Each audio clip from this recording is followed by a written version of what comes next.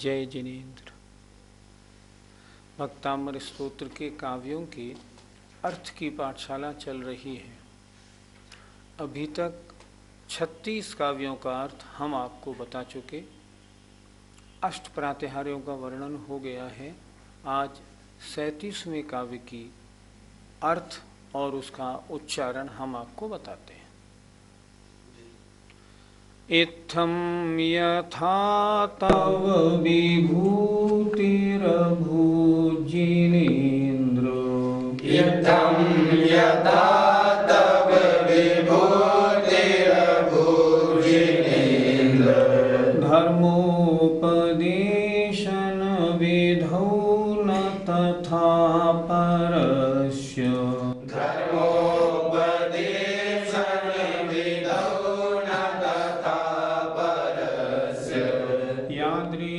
प्रभादिन कृतः प्रहतान्धकारा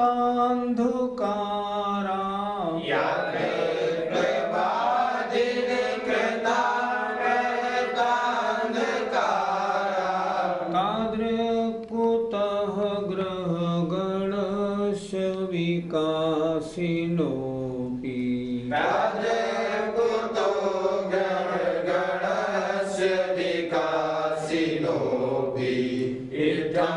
यथा तव विभूतिरभूजिनेन्द्र धर्मोपदेशन विधौ न तथा परस्य यादृक्प्रभादिन कृता प्रहतान्धकारा तादृक्कुतो ग्रहगणस्य विकासिनोऽपि।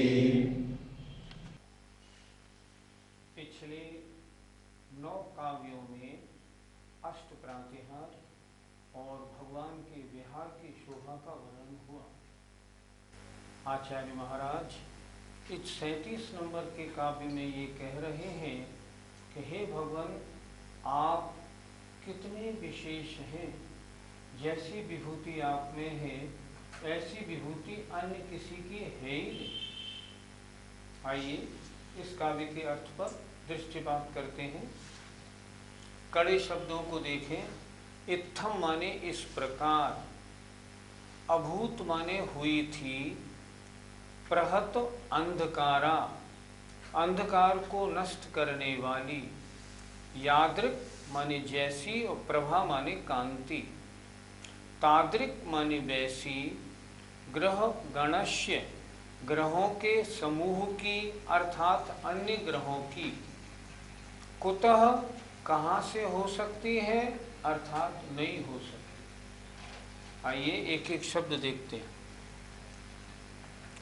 इत्थम इस प्रकार, यथा माने जैसी, तव माने आपकी, विभूति माने विभूति आपका वैभव, अभूत हुई थी, हे जिनेन्द्र। हे जिनेन्द्र भगवान, पिछले काव्यों में जो अष्ट प्रातिहार्य और विहार के समय स्वर्ण कमलों के रचना की आपकी विभूति हमने आचार्य महाराज ने स्वयं स्तोत्र में कही थी, वह कह रहे हैं इत्थम इस प्रकार, यथा माने जैसी, तव माने आपकी, विभूति हुई थी, हे जिनेन्द्र भगवान। कहाँ पर? धर्मोपदेशन विधौ, धर्मोपदेश के विषय में आपकी दिव्य ध्वनि, प्रवचन, समवचरण संबंधी और विहार संबंधी, तथा वैसी विभूति, तथा माने वैसी विभूति, परस्य अन्य किसी भी देवी देवता की नहीं होती। फिर देखें, हे जिनेन्द्र भगवान, इत्थम इस प्रकार, अष्ट प्रातिहार्य और विहार के समय स्वर्ण कमलों की रचना रूप, यथा माने जैसी, तव माने आपकी विभूति अभूत हुई थी, तथा वैसी विभूति परस्य न विभूति कहाँ हुई थी? धर्मोपदेश के विषय में आपका अद्भुत वैभव था। अब उसका उदाहरण दे रहे हैं। यादृक माने जैसी, प्रभा माने कांति, प्रहतांधकारा अंधकार को नष्ट करने वाले, देखो अंधकार को नष्ट करने वाली, दिनकृतः सूर्य के द्वारा होती है। जैसी आभा, जैसी शोभा, जैसी कांति सूर्य में है, फिर देखें जैसी प्रभा प्रहतांधकारा अंधकार को नष्ट करने वाले दिनकृतः सूर्य के द्वारा की जाती है, सूर्य में होती है। तादृक वैसी प्रभा ग्रह गणस्य विकासनोपि चमकदार होने पर भी क्या ग्रहों के समूह की अर्थात अन्य ग्रहों की कुतः भगवान कहाँ हो सकती है? आकाश में सूर्य है, सूर्य के अलावा और बहुत सारे ग्रह हैं, तारे हैं, नक्षत्र हैं, सब हैं, लेकिन जो कांति सूर्य की है क्या वैसी कांति अन्य नक्षत्रों में, ग्रहों आदि में है? नहीं, किसी में नहीं। उनके सामने, सूर्य के सामने तो रंच मात्र भी नहीं, दिन में तो कोई दिखाई ही नहीं पड़ते। इसी तरह हे भगवान समवशरण में, अष्टप्रातिहार्य सहित और उपदेश में और विहार में जो विभूति आपकी थी भगवान, अन्य किसी भी देवी देवता की न थी न हो सकती। फिर देखें, हे जिनेन्द्र, इस प्रकार तव माने आपकी जैसी विभूति धर्मोपदेशन विधौ, धर्मोपदेश के विषय में अभूत हुई थी, वैसी विभूति परस्य माने अन्य किसी भी देवी देवता की नहीं है। आप अद्भुत वैभव वाले हैं। यादृक प्रभा जैसी कांति दिनकृतः प्रहतांधकारा, अंधकार को नष्ट करने वाली सूर्य की होती है, तादृक वैसी प्रभा विकासनापि चमकदार होते हुए भी ग्रह गणस्य, ग्रहों के समूह की उतः भगवान कहाँ हो सकती है? अर्थात नहीं हो सकती। सूर्य सूर्य है, तारे तारे हैं, ग्रह नक्षत्र हैं, कोई मुकाबला नहीं। उसी तरह भगवान आपका अन्य किसी भी देवी देवता से विभूति के मामले में भी कोई भी मुकाबला हो ही नहीं सकता। पंडित जी, भगवान का वैभव किस प्रकार का था? वैभव दो प्रकार का होता है, एक अंतरंग और एक बहिरंग। अंतरंग वैभव भगवान का किस प्रकार का था? अनंत दर्शन, अनंत ज्ञान, अनंत सुख और अनंत शक्ति। ज्ञान जिसका कोई पार नहीं, दर्शन अनंत। बहिरंग वैभव क्या था? बहिरंग वैभव समवशरण जैसी विभूति। कहते हैं सौधर्म इंद्र की सभा हो, सौधर्म इंद्र का महल हो, किसी भी देवी देवता की कोई भी विभूति हो, समवशरण जैसी विभूति कहीं हो ही नहीं सकती। अंतरंग वैभव ज्ञान दर्शन सुख शक्ति संबंधी, और बहिरंग वैभव होता है जो सबको देखने को मिले, समवशरण दिव्य ध्वनि आदि रूप। इस प्रकार भगवान का वैभव दो प्रकार का होता है। पंडित जी, क्या ऐसा वैभव किसी देव आदि का नहीं होता? समवशरण में 100 इंद्र, तीनों लोकों के 100 इंद्र हाथ जोड़े खड़े रहते हैं। क्या ऐसा वैभव, ऐसा प्रभुत्व किसी और का हो सकता है? किसी का नहीं हो सकता। हो वैभव माना जाता है श्रेष्ठ देवों का, पर जहाँ देव नहीं, सारे 100 के 100 इंद्र हाथ जोड़े खड़े रहते हों, जिनकी सभा में, जिनकी हम कह सकते हैं चाकरी में, उन भगवान के वैभव का क्या कहना है। जैसा वैभव तीर्थंकर भगवान का होता है, इस वैभव का सामने रंच मात्र भी किन्हीं अन्य देवी देवताओं का वैभव हो ही नहीं सकता, न आज तक हुआ। पंडित जी, समूह शरण में कौन कौन से जीव जाते हैं? इस संबंध में शास्त्रों के कुछ अलग अलग मत हमें देखने को मिलते हैं। तिलोय पर्णत्तिकार तो कहते हैं कि वहाँ अभव्य और मिथ्या दृष्टि जीव नहीं जाते, लेकिन उत्तर पुराणकार कहते हैं अभव्य भी जाते हैं, मिथ्या दृष्टि भी जाते हैं। जब मिथ्या दृष्टि समूह शरण में जाएंगे ही नहीं, तब मिथ्या दृष्टियों को सम्यक दर्शन प्राप्त कैसे होगा? अर्थात लगता तो यही है कि मिथ्या दृष्टि जीव भी समूह शरण में जाते हैं। पंडित जी, समपसरण की रचना कौन करता है? जब इंद्र को विभिन्न चिन्ह और अवधि ज्ञान के द्वारा ये ज्ञात हो जाता है कि उस स्थान पर उन भगवान को केवल ज्ञान प्राप्त हुआ है, तब सबसे पहले वे उठकर भगवान को परोक्ष नमस्कार करते हैं और उसके बाद वे अपने कुबेर को भेजते हैं कि तुम जल्दी जाओ और समवशरण बनाओ। कुबेर लोकपाल होते हैं, इतने शक्तिशाली होते हैं कि वे क्षण मात्र में ही सारी रचना बना देते हैं। 37वां काव्य हुआ। अब 38वें काव्य का उच्चारण देखते हैं।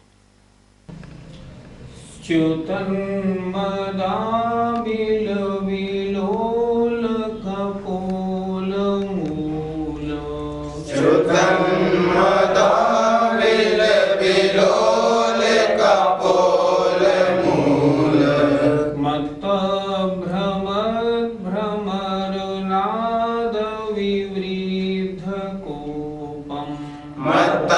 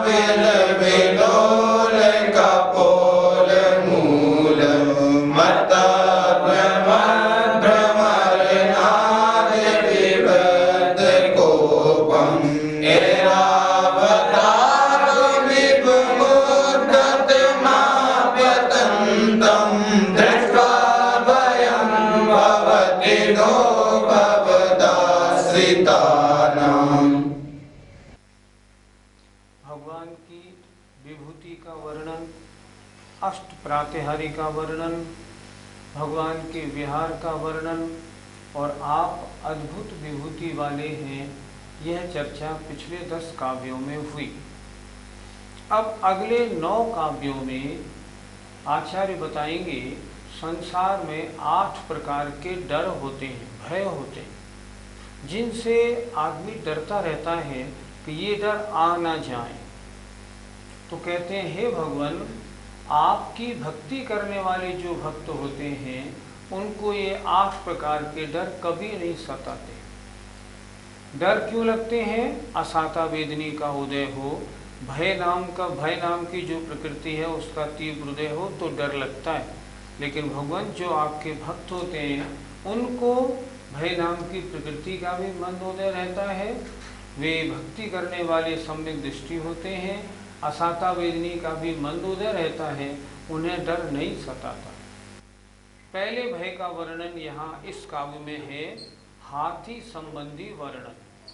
यद्यपि इन दिनों हाथी संबंधी डर कम रहता है क्योंकि हाथियों की संख्या बहुत कम है, लेकिन पहले जब ये काव्य रचा गया था तब तो सब सेठ बड़े बड़े लोगों के पास हाथी, घोड़े, ये सब चीज़ें होती थी। अतः उस समय इन चीज़ों का डर बहुत रहता था। तो हाथी का डर भगवान आपके भक्त को नहीं लगता, इस बारे में इस काव्य में चर्चा होगी। कड़े शब्द देखें, इसका अर्थ थोड़ा सा कड़ा है, जरा देखें। भवदाश्रितानाम भवदाश्रितानाम, आपके आश्रित जनों को, जिन्होंने आपका आश्रय लिया है, जो आपकी भक्ति करने वाले हैं उनको। स्योतन, झरते हुए, बहते हुए। मदाविल बिलोल, मदाबिल मद से गीले अर्थात मंद जल से, विलोल माने चंचल अर्थात चंचल। ऐरावताभ, ऐरावताभ ऐरावत की तरह। आपतंतम सामने आते हुए, एवं माने हाथी को। अब देखते हैं हाथी संबंधी भय आपके भक्तों को नहीं लगता, उसके बारे में क्या कहा है। च्योतन, झरते हुए अर्थात बहते हुए। जब हाथी मद में चूर हो जाता है तो उसके गंडस्थल से पानी चूने लगता है, उसे कहते हैं हम मद झरना। मद झरने लगता है, तब वो बावला हो जाता है। बहते हुए मद से, आविल माने गीले और विलोल माने चंचल, कपोल मूला गंडस्थल वाले अर्थात वो जिस समय घमंड में चूर हो रहा है उस समय अपने सिर को इस तरह कर रहा है जोर जोर से। चंचल गंडस्थल वाले। हाथी की भयानकता का वर्णन ऊपर की 2 पंक्तियों में है। फिर देखें, झरते हुए, बहते हुए, मद से गीले और चंचल गंडस्थल वाले। और दूसरी बात, मत्त भ्रमद, मत्त माने मत वाले और भ्रमद माने घूमते हुए, झूमते हुए। जो मतवाला हो रहा है और जो झूमता हुआ आ रहा है। और भौरों की, नाद माने आवाज से, जिसका कोप माने गुस्सा, विवृद्ध बढ़ रहा है। एक तो हाथी को मद छूने लगे, स्वयं को थोड़ा घमंड हो जाए, थोड़ी गुस्सा आ जाए, और उसके ऊपर फिर जो निकलता है, मद बहता है, बहुत सुगंधित होता है, तो भौरे आके उस पर गूंजने लगते हैं। तो भौरों के गूंजने से उसकी गुस्सा और बढ़ जाती है। यहाँ उस हाथी की भयानकता दिखा रहे।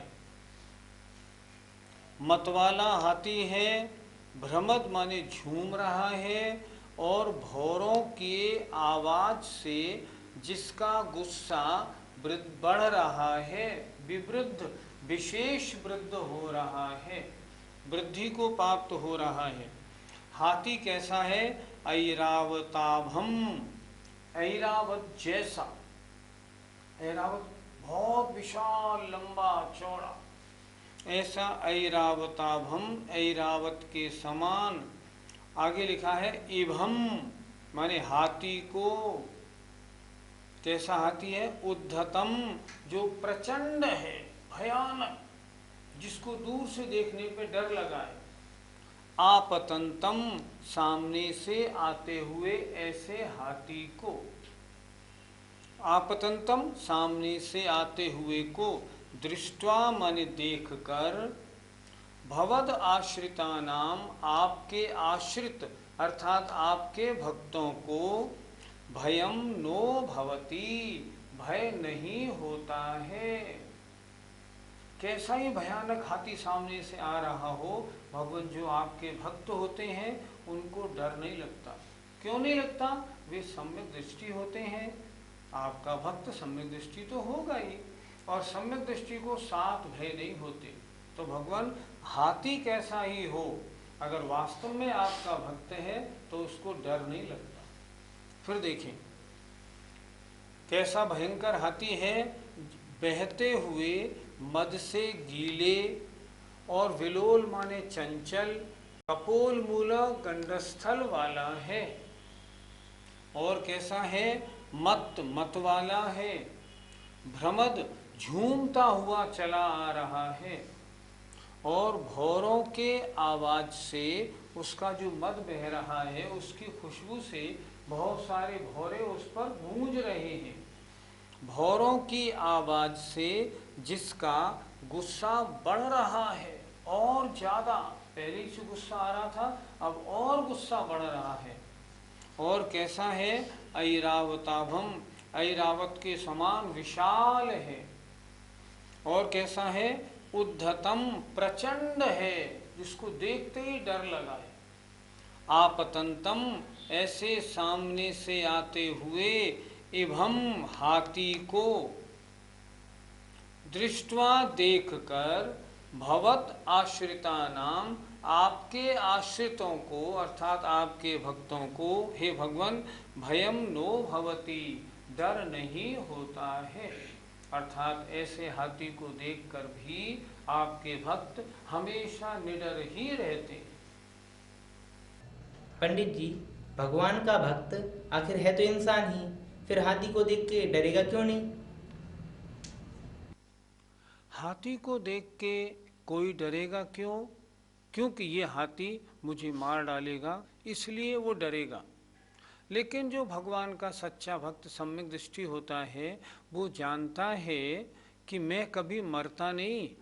शरीर मरता है, शरीर तो नष्ट होना है, आज नहीं तो कल नष्ट होगा ही, लिहाजा डर किस बात का? भगवान की भक्ति है अपने साथ, अपना अनिष्ट होने वाला नहीं। इसलिए भगवान का भक्त हाथी को देख के डरता नहीं। पंडित जी, शास्त्रों में ऐसी कोई उदाहरण है जिसमें हाथी को देखकर डर न लगा हो? जब रामचंद्र जी लंका से आए थे तो अपने साथ में त्रैलोक्य मंडन नाम के हाथी को लेके आए थे। एक बार वो बिगड़ गया था, लेकिन जब वो रामचंद्र जी के भाई भरत के सामने पहुंचा तो उनको देखते ही शांत हो गया, क्योंकि भरत महापुरुष थे। नाग कुमार के जीवन चरित्र में भी हाथी के इस तरह शांत होने का वर्णन मिलता है। पंडित जी, श्लोक थोड़ा कड़ा है, फिर एक बार अर्थ समझा दीजिए। आपने बिल्कुल ठीक किया। कभी भी समझ में नहीं आए तो पूछने में हिचकिचाहट नहीं। और हम तो अपने दर्शकों से कहते हैं, कुछ समझ में नहीं आए हमसे फ़ोन पे पूछें, और भी अच्छी तरह समझना हो आपका स्वागत है। सांगानेर हमारे संस्थान में पधारिए, जयपुर आ जाइए, जिस तरह चाहें उस तरह पढ़िए, खूब समझिए, हम समझाएंगे आपको। आइए अर्थ एक बार देखते हैं। च्योतन, बहते हुए, मद से गीले, हाथी बड़ा भयंकर हो रहा है, उसके गंडस्थल से मद चू रहा है। बहते हुए, मद से गीले और चंचल, कपोल मूल, गंडस्थल वाले, कपोल मूल गंडस्थल वाले, और मत वाले, भ्रमद झूमते हुए, और उस जो मद बह रहा है उस पर भौरे गूंज रहे हैं, तो भौरों की आवाज़ से जिसका गुस्सा और बढ़ रहा है और गुस्सा तेज हो रहा है। ऐरावताभम, ऐरावत के समान विशाल है, अत्यंत लंबा चौड़ा। उद्धतम, प्रचंड है, जिसको देखते ही डर लग जाता है।